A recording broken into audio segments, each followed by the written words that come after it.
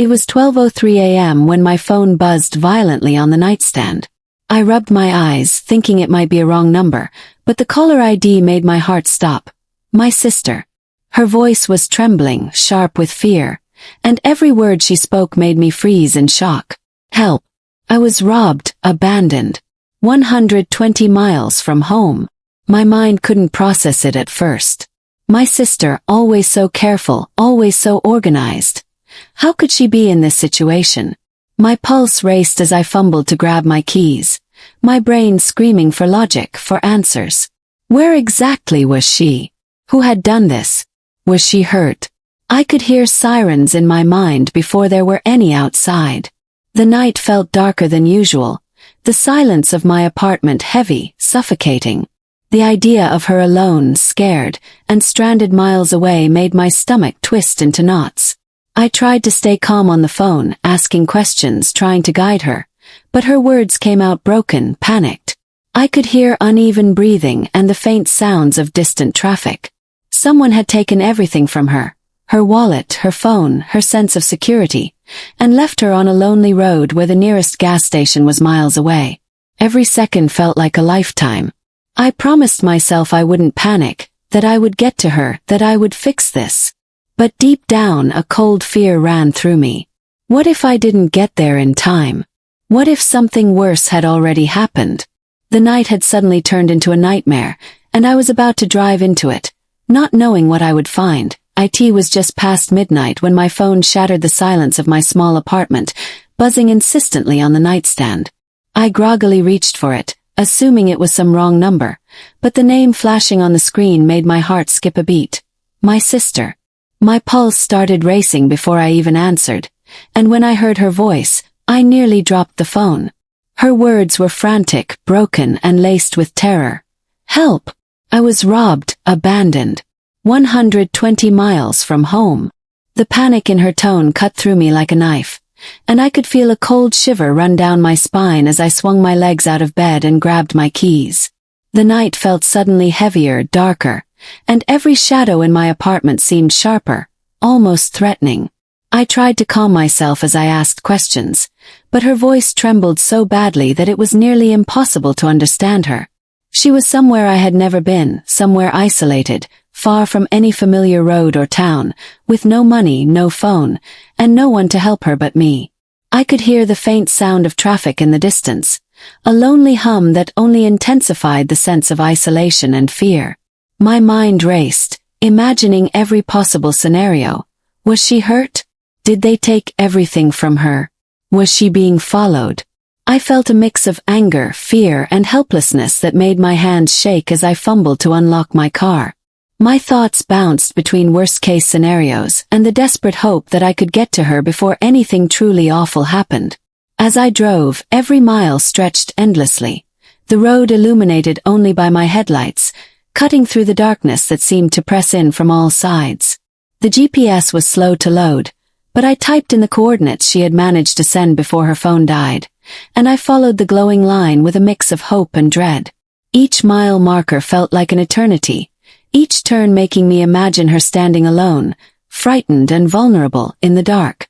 I tried to focus on the road, repeating her instructions under my breath, visualizing exactly where she had said to wait, but my mind refused to cooperate.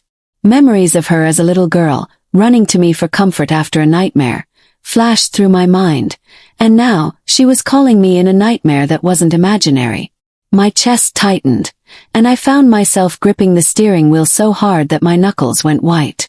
The radio was off, the car silent except for the soft hum of the engine, and in that silence, every possibility seemed terrifying. I imagined the person who had done this to her, cruel, reckless, and heartless, and anger surged alongside my fear, sharpening my determination. I wasn't going to let her face this alone.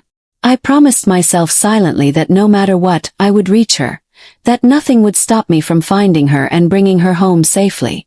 The further I drove, the emptier the roads became, the small towns I passed flickering by like distant shadows in the headlights. Streetlights were sparse, gas stations were closed, and the occasional passing car felt like a lifeline in a river of uncertainty. I called her again, praying for a response, and when her trembling voice finally came through, it was like a relief and a shock all at once. She sounded exhausted, scared, and almost on the verge of collapse, but she tried to reassure me that she was still on her feet. I could hear her uneven breathing, her whispered instructions, and I guided her carefully over the phone, telling her to stay in one spot, to avoid walking into unknown areas, to stay near a landmark she could describe. I imagined her standing by the side of the road, hugging herself to keep warm, glancing around nervously for any sign of danger, and I felt a pang of guilt for not being able to magically appear there instantly. My mind was spinning with questions. How did she even end up this far from home? Was she on the wrong road? Had someone lured her? Or had she simply been unlucky enough to be in the wrong place at the wrong time? I tried not to dwell on the answers, focusing instead on the immediate goal. Find her. Hours, or maybe just minutes, though it felt like a lifetime, passed as I drove through stretches of dark, empty highway, my headlights cutting swaths of light through a world that seemed to exist only for this night. Trees blurred past, their shadows dancing over the windshield, and every rustle in the distance made my heart jump. I imagined every possible scenario. Her walking alone, someone watching her, the fear in her eyes, the smallness of her against the vast, empty landscape. My stomach twisted with anxiety, and yet, underneath it all, there was a fire, a single burning determination to bring her home. I thought about her strength, her resilience, all the time she had faced challenges and somehow managed to survive, and I tried to draw on that same strength myself. My hands never left the wheel, my eyes never left the road, and yet my mind was everywhere at once, imagining where she might be, planning how I would react to any situation, rehearsing what I would say, what I would do. Finally, I reached the outskirts of the small town she had described. The streets were eerily quiet, and the few lights that flickered on the sidewalks did little to chase away the darkness. The gas station she had mentioned was closed, and I cursed softly under my breath, wishing for some sign, some clue, that she was still there, safe enough to reach. I parked the car and called her once more, this time hearing her voice clearer, though still trembling. She gave me careful instructions, pointing out a large tree near the edge of the road, a signpost with peeling paint, and a small ditch where she had tried to keep out of sight. I followed her directions slowly, circling the area, trying not to miss anything, calling her name softly, hoping she would respond. Then in the corner of my eye I saw her, a small figure, hunched over, hugging herself, shivering in the cold night. Relief and rage collided in my chest. I jumped out of the car, almost running toward her, and when I reached her, I wrapped my arms around her as if I could keep every bit of fear she had experienced from ever touching her again. She clung to me, sobbing softly, and I whispered over and over that it was okay, that I had her now, that she was safe. As we got back into the car, I tried to process what she told me. She had been coming home from a late shift at her job when a car had pulled over. The driver had forced her out, taken her belongings, and left her stranded in the dark. She had walked for miles, her legs aching, her stomach hungry, her mind racing with fear and confusion before she managed to call me. Every detail she shared made my blood run cold, and I had to keep reminding myself to breathe, to stay calm, to focus on getting her home. I kept my hand on her shoulder, reassuring her with gentle words, telling her that everything would be fine now, that nothing like this would happen again, and that I would not let anyone hurt her. She leaned against me, exhausted, and I could feel the tension in her body slowly start to ease, though I knew the terror of the night would not leave her so easily. We drove slowly back toward the city, the night feeling longer than ever, every passing mile a mix of relief and lingering dread. I kept thinking about how fragile life could be, how quickly everything could change in a matter of hours, and how precious the people we love are. Every time she sighed, I felt a mixture of relief and lingering fear, knowing that the world could be cruel and unpredictable, yet grateful that she was alive and in my care. That night, as we finally approached familiar streets, I promised myself that I would do everything to keep her safe, that I would never let her face something like this alone again, and that I would never underestimate the darkness that can appear in the most ordinary places. As the first hints of dawn began to brush the horizon, I realized that even in the darkest night, there is hope, and even in fear, there is courage, and that the bond of family can sometimes be the strongest light of all. The morning after that terrifying night felt unreal, as though the world had shifted slightly on its axis while we slept, leaving everything familiar yet fragile in its wake. My sister and I sat in the kitchen, the faint early sunlight spilling across the table, highlighting the exhaustion etched on her face. She barely touched the coffee in front of her, her hands trembling slightly, her eyes distant, still replaying the nightmare she had survived. I watched her, feeling a mixture of relief that she was safe, and anger at the thought of what had happened to her. Every time I imagined her walking alone in the dark, with no one to protect her, fear gripped me anew, and I felt an overwhelming urge to never let her out of my sight again. But I also knew that she had to face reality, that we couldn't let fear control our lives, and that what had happened was not her fault. We talked quietly at first, exchanging fragmented sentences as she tried to explain exactly what had happened after she had been abandoned on that lonely road.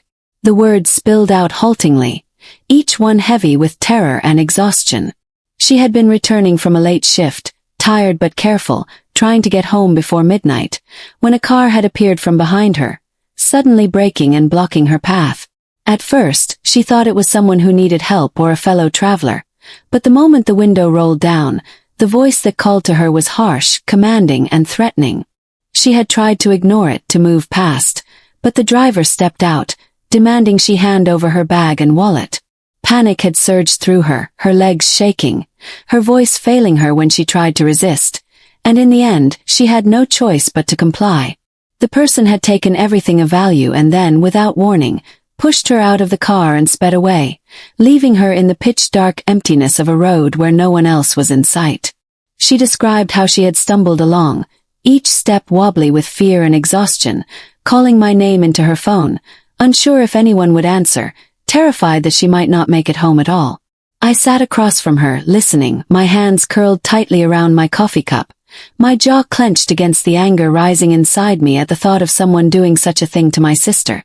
The idea that a stranger could so casually destroy someone's sense of safety, abandon them to the cold, darkness, and loneliness, made my stomach churn, and yet, seeing her in front of me, alive, gave me a strange, grounding relief, as if surviving that night had created a fragile bond of strength between us, forged in fear and adrenaline. After breakfast, we decided that going to the police station was the first logical step. My sister was hesitant, her voice still quivering with unease, worried that reporting the crime might somehow make things worse or draw attention to her vulnerability. I reassured her, holding her hand, explaining that reporting this was the only way to prevent it from happening again to her or to someone else. The ride to the station was quiet, the morning streets mostly empty, each passing car reminding us that life continued outside the bubble of fear we had been trapped in all night. When we arrived, the officers were courteous and patient, listening intently as my sister recounted everything that had happened, taking detailed notes, asking questions about the car, the location, and any distinctive details about the person who had harmed her. As she spoke, I could see the weight of her terror slowly shifting into a resolve to be heard, to make her experience matter, to transform the fear she had endured into something actionable. I noticed her fingers stop trembling slightly as she gestured toward a map on the wall, pointing out the exact spot she had been left and describing the route she had taken. The officers nodded, asked follow-up questions, and promised that they would investigate, explaining that while such cases were sometimes difficult to resolve quickly, every detail she provided would be essential. As we left the station, the bright sunlight felt both liberating and harsh, a reminder that the world outside continued even after events that shook our lives to the core. My sister clung to my arm, her head leaning against my shoulder, and I felt a surge of protectiveness, knowing that while the authorities might help, it was up to me to ensure she felt safe, to rebuild a sense of security she had lost in a matter of minutes on a deserted road. The following days were a mixture of exhaustion, careful planning, and heightened vigilance. My sister was hesitant to leave the house, jumpy at unexpected noises, and reluctant to answer the phone after dark. I could see the lingering fear in her eyes each time she glanced out the window, scanning the street for any unfamiliar movement. Together we developed routines to make her feel more secure, checking doors and windows multiple times before bed, leaving lights on in strategic areas, and keeping a constant line of communication open between us throughout the day. I noticed that even small steps, like walking together to the car or sitting on the porch in the early evening, gave her a measure of confidence and a sense of control over her environment. But the shadow of that night lingered, shaping every decision, every movement, and I realized that recovery wasn't just about physical safety. It was about rebuilding trust in the world and in herself. In quiet moments, she would recount fragments of the night, describing the sound of the tires as the car sped away, the cold wind that whipped against her face, the empty stretch of road with no one in sight, and I would hold her close, silently promising that she would never be alone like that again. Each retelling, though painful, seemed to strip some of the fear of its power, giving her strength through the act of facing the memory rather than letting it consume her. One afternoon, as the sun was starting to dip behind the rooftops, casting long shadows across our quiet street, my sister decided to take a short walk with me, a cautious attempt to reclaim a piece of normalcy. The first few steps were hesitant, her hands gripping mine tightly, her eyes darting toward every alley and parked car. I kept my voice calm, offering encouragement and small reminders that she was safe and that we were together. With each step, I could see her shoulders relax slightly, her breathing becoming steadier, and a small, fragile smile breaking through the tension. We walked slowly, intentionally, noticing the small things that made the world familiar again, the rustle of leaves in the wind, the distant bark of a dog, the smell of fresh bread from a nearby bakery. Each sensory detail seemed to anchor her to reality, reminding her that danger had passed and that she had survived. By the time we returned home, her grip on my hand had loosened, and I felt a quiet pride in her courage, knowing that even in the shadow of trauma, she was taking steps forward, reclaiming control over her life one careful movement at a time. In the evenings, we spent time talking through the experience, dissecting it to make sense of it, trying to understand what had happened and why. We discussed precautions for the future, ways to travel safely, and how to handle emergencies, transforming our fear into actionable knowledge. I realized that my sister's strength wasn't just in surviving that night. It was in her willingness to confront the aftermath, to work through her fear rather than letting it define her. Together, we created a plan that included backup phones, emergency contacts, and a network of friends and neighbors who could help in case of trouble. This practical approach, combined with emotional support, seemed to give her a sense of empowerment, as though she were reclaiming the agency that had been stolen from her. I watched her grow stronger each day, more confident, and more determined to live her life without letting one terrifying event dictate her every choice. But even as we took these steps, the memory of that night remained vivid, impossible to erase completely. There were moments when a sudden noise would make her flinch, when she would pause mid-step as if listening for something we couldn't hear, and when I would see her gaze fix on an empty street, my chest would tighten with the knowledge that trauma has a lingering presence. I learned to be patient, to provide reassurance without smothering, to listen without judgment, and to create a space where she could process her fear at her own pace. Each day, however, brought small victories. She began to leave the house more confidently, engage in normal routines, and even laugh at little things again. It was a slow process, punctuated by moments of fear, relief, and courage, but it was progress nonetheless, and every step forward was a victory we celebrated silently together. By the end of the second week, it was clear that the experience had changed us both. My sister had become more cautious, yes, but also stronger and more aware of her own capabilities. I, in turn, had learned the depth of my own protectiveness, the extent to which fear and love could drive action, and the fragile balance between vigilance and paranoia. Our bond, already strong, had been tested and reinforced, tempered by adversity, and rooted in the shared understanding that life could change in an instant and that the people we love are worth protecting at all costs. As we sat together one evening, watching the sun dip behind the horizon, I realized that even in the shadow of trauma, there could be healing, resilience, and hope, and that the night my sister had been abandoned and terrified, while a nightmare, had also become the starting point for a new sense of strength, connection, and determination that neither of us would ever forget.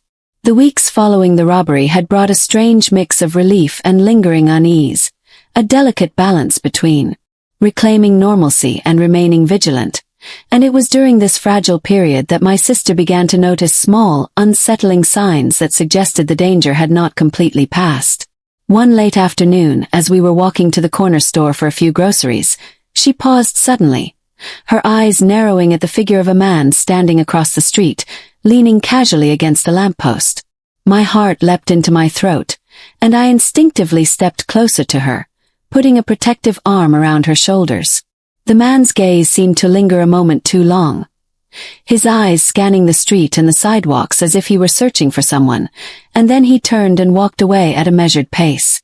My sister's hands trembled, and I could feel the tension radiating from her body as she whispered that he looked familiar, almost like someone she had glimpsed the night she had been abandoned. Fear surged through me, sharp and immediate, and I realized that the nightmare we thought had ended might not be truly over. That evening we locked all doors and windows, double-checked every entry point, and even called a neighbor to stay alert, but sleep came fitfully, filled with shadows, imagined footsteps, and the eerie sound of distant cars driving past. My sister began to check the locks multiple times a day, and I noticed that she flinched at the slightest unexpected noise, as if every sound carried a hidden threat. I tried to reassure her, reminding her that we had done everything to stay safe, that the police were aware of her case, and that she wasn't alone, but the tension in her shoulders and the way her eyes darted around the room suggested that the fear had planted deep roots. Despite the vigilance, she refused to leave the house alone, and even short trips required that I accompany her, each moment spent outside carrying the weight of uncertainty. One afternoon, while going through her bag to make sure everything was secure, I found an envelope she hadn't noticed before, containing a receipt from a gas station roughly halfway between her workplace and home, the same road where she had been abandoned. She hadn't meant to keep it, but seeing the date and time brought the events crashing back, and her hands trembled as she showed it to me. I could see the panic in her eyes, the way the memory of that night seemed to replay in vivid detail, each sound and sensation sharp and immediate. I suggested that perhaps the person who had taken her belongings had followed her route more closely than we realized, and she nodded silently, her face pale, the courage we had been nurturing now tinged with anxiety. Over the next few days, she became hyper-aware of her surroundings, studying every car that passed our street, every person who walked nearby, and every unusual sound that pierced the quiet of the neighborhood. I tried to match her caution with calm reassurance, explaining the importance of being alert without letting fear control her. But there were moments when I could see that terror still had a firm grip on her mind, a constant reminder of vulnerability that could strike at any time. In these moments, I realized that recovery wasn't linear, that healing was a process fraught with setbacks, and that what had begun as fear of the immediate danger was evolving into a broader awareness of the world's unpredictability, which, while necessary, could also consume her if left unchecked. Then, one evening, as we were preparing dinner, my phone rang with a number I didn't recognize. I hesitated, a knot forming in my stomach, but answered cautiously. A voice, calm yet deliberate, spoke on the other end. "You think she's safe. You think you've done enough. But you're wrong."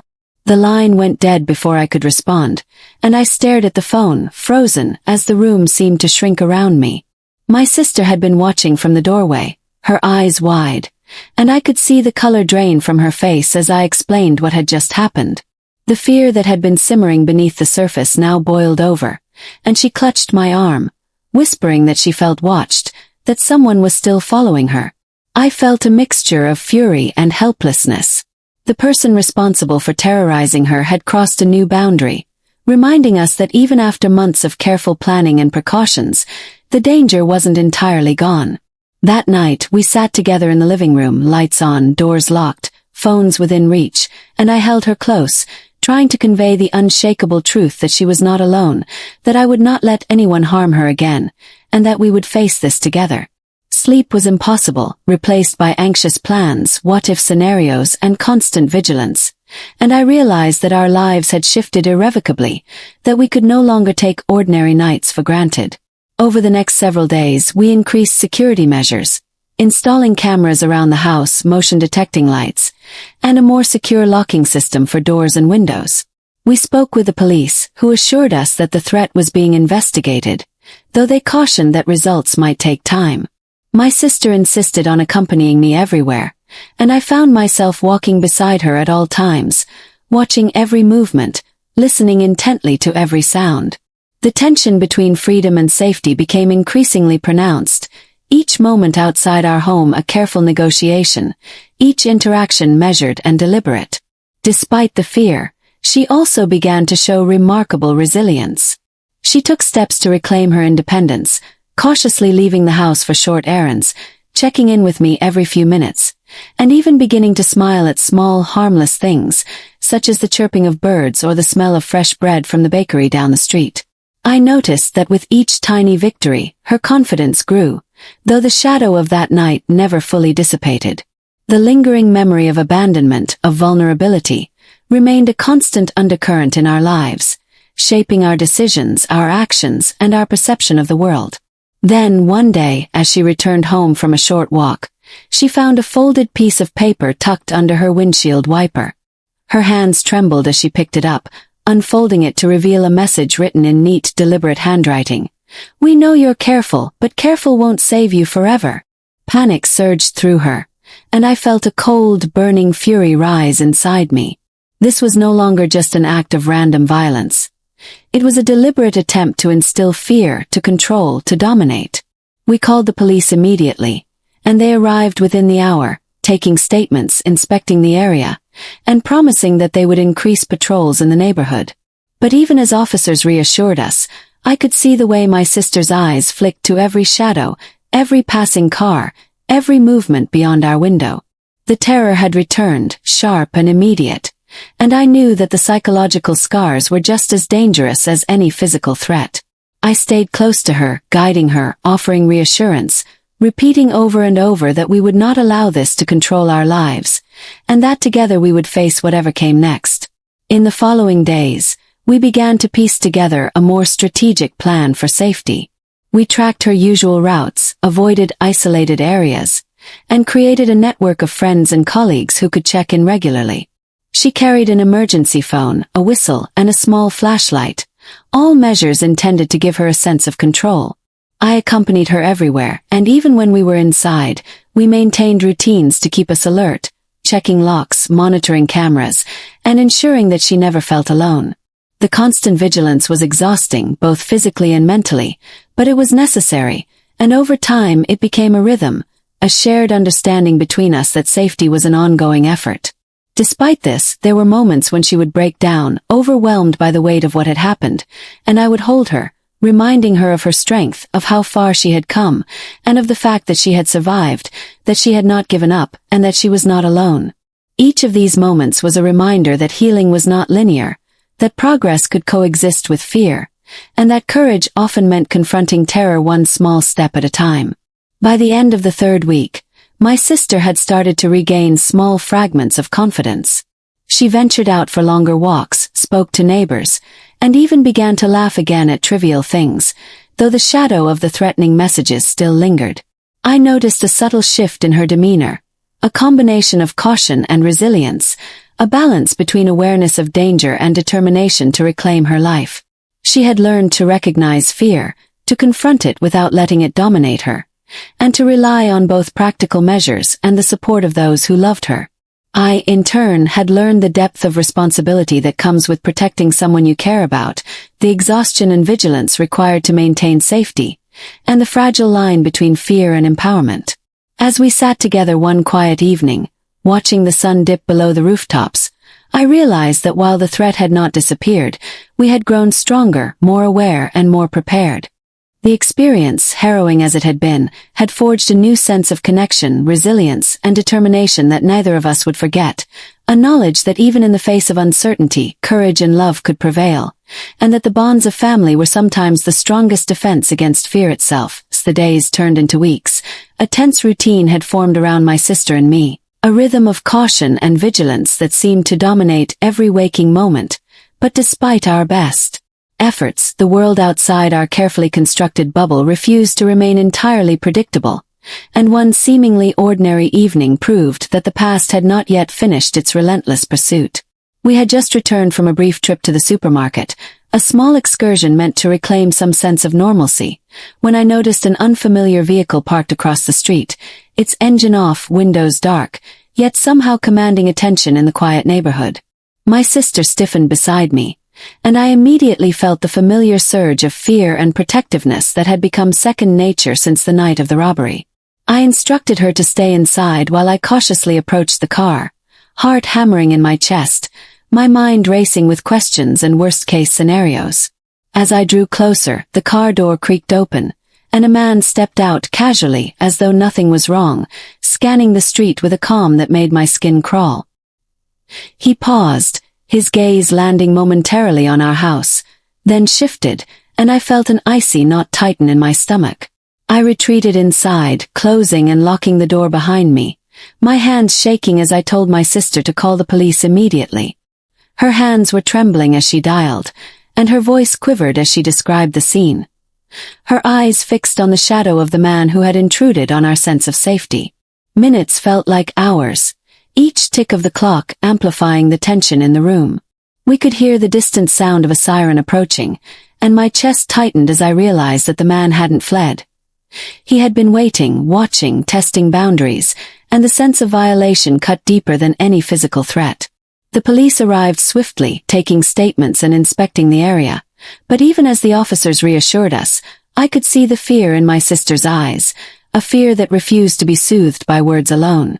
That night, we stayed together in the living room, lights on, phones close, doors locked, and I realized that our lives had become defined by the invisible presence of a predator, one whose reach extended far beyond the night he had abandoned her on the road. Sleep was a distant memory, replaced by anxiety, hyper-awareness, and whispered discussions of contingency plans, emergency routes, and the possibility that the intruder could strike again at any time.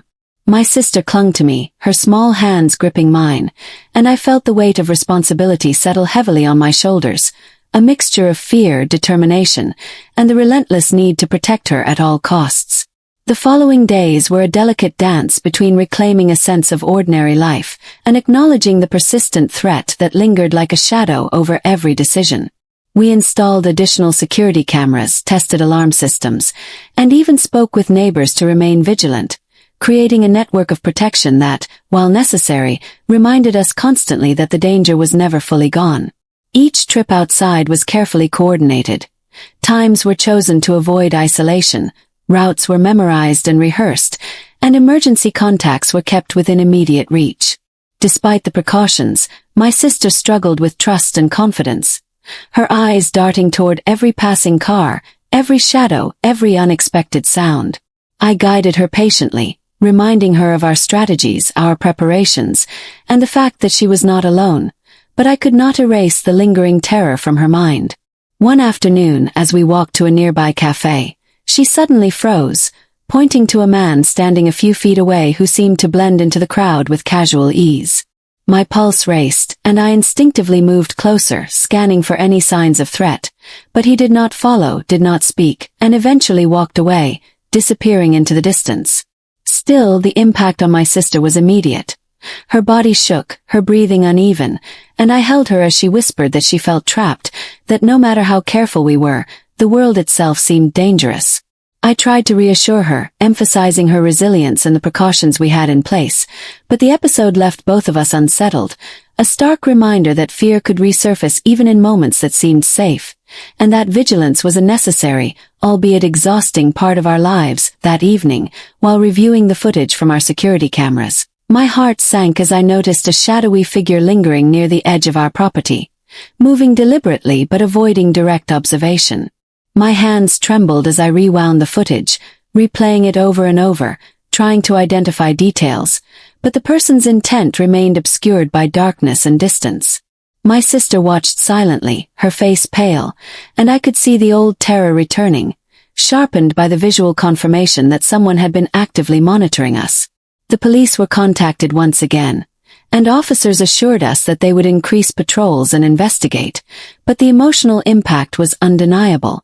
That night, my sister refused to sleep alone, and I remained beside her, listening to every creak, every distant car, every whisper of the wind, knowing that the intrusion had transformed our perception of safety into a fragile, easily shattered illusion.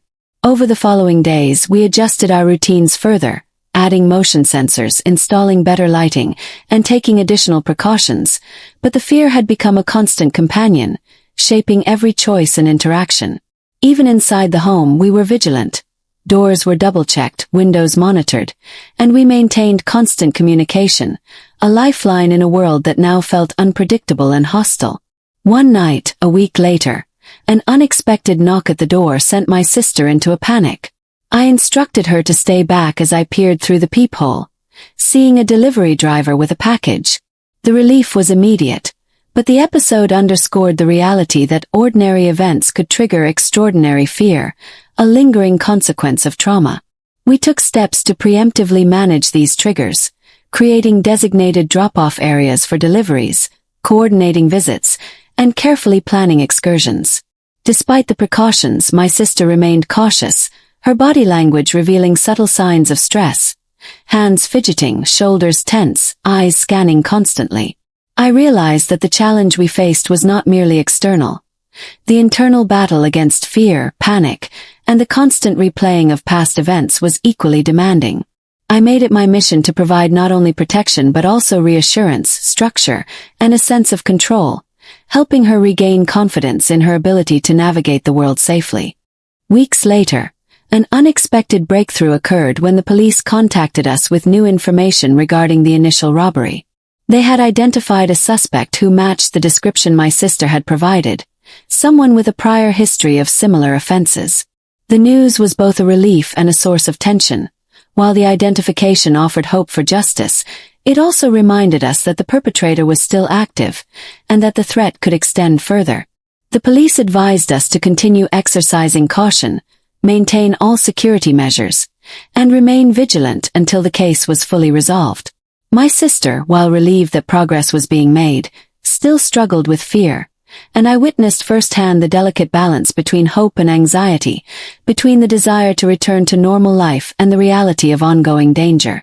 We discussed plans for additional safety measures, strategies for avoiding risk, and ways to empower her to feel in control, emphasizing both practical and psychological tools to manage the lingering impact of trauma. Despite these ongoing challenges, moments of resilience began to emerge. My sister ventured out more frequently, cautiously reclaiming independence, testing the boundaries of her fear, and gradually building confidence in her ability to handle unexpected situations. I supported her at every step, providing guidance, reassurance, and a presence that reminded her she was never alone. Together, we learned to navigate a world that had been fundamentally altered, balancing caution with a gradual reintroduction of ordinary life, finding small victories in everyday tasks, and celebrating each step forward as a triumph over fear.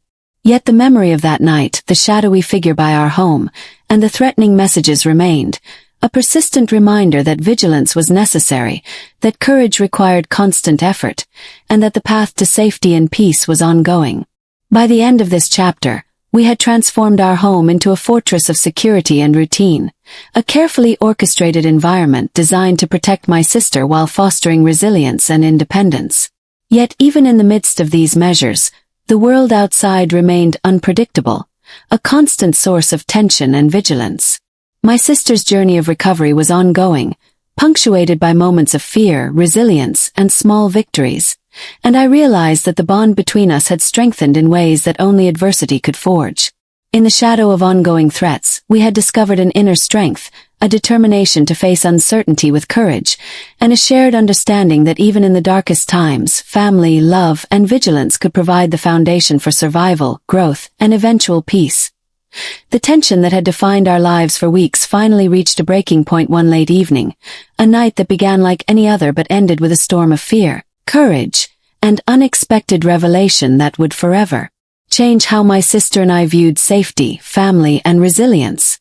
It started quietly, with the usual sounds of our neighborhood settling into night, but I noticed a subtle shift, a faint crunch of gravel beneath tires, the pause of a distant engine, and a shadow moving unnaturally along the far edge of our property.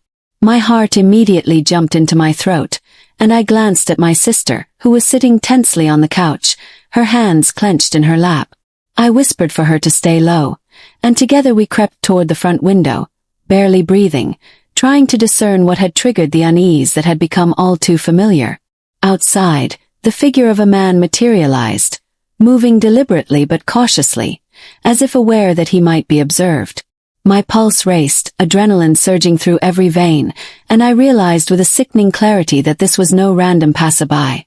This was the person who had haunted our lives for weeks, the individual responsible for robbing, abandoning, and terrorizing my sister, now testing boundaries once again, daring us to act.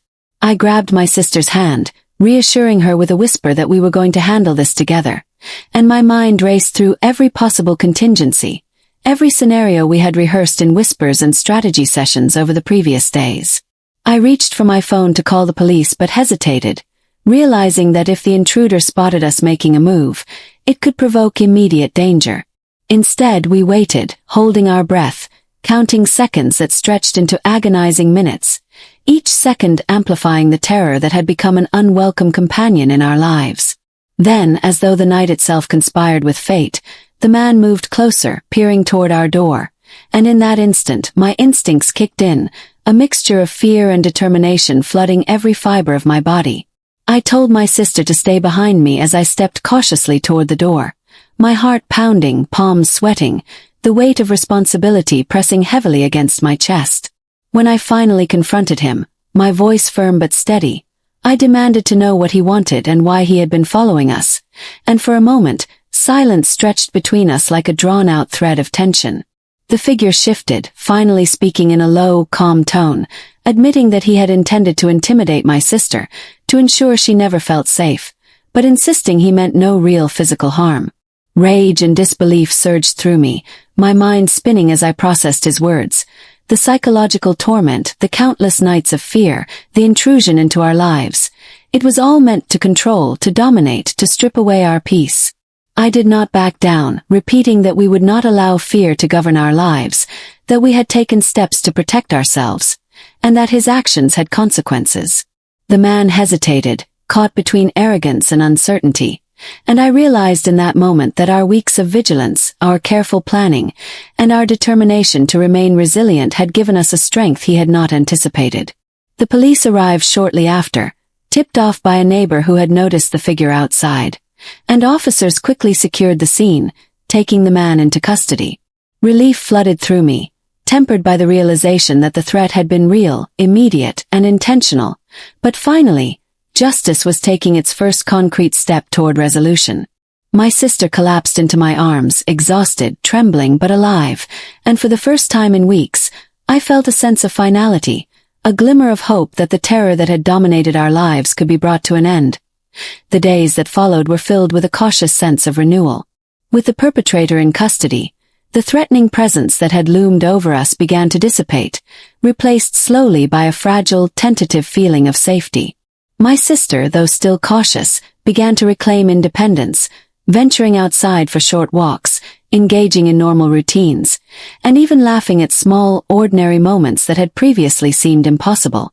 We maintained many of the security measures we had put in place, not out of fear, but as a reminder of the lessons we had learned and the resilience we had cultivated.